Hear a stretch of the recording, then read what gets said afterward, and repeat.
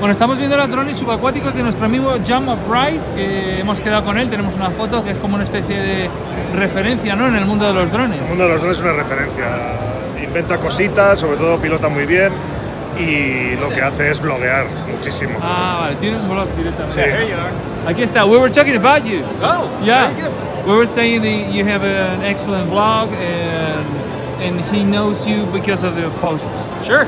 A lot of the stuff a lot of the information that I put out there is more just trying to get people to understand exactly how the systems work, what they do. Of course, I do the hardware, I sell the hardware, but I'm not a drone service provider, so just making sure that you get the right stuff is the most important thing. And you're like an inventor, like I'm a lot of people think, they engineer type person that would just come up to figure out how to fix solutions.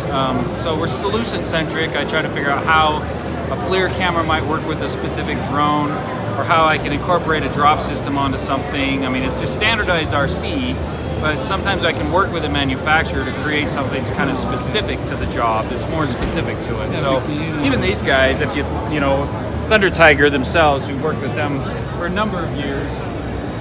And the reason I'm even here at CES is with Thunder Tiger. And so the drone, a typical drone, if we take a look at these, the typical drone itself doesn't always have the perfect solution. It's not always the greatest thing. These can fly for an hour and a half, can carry 15 kilograms, and helicopters are a lot more efficient, 10 times more efficient than most drones are.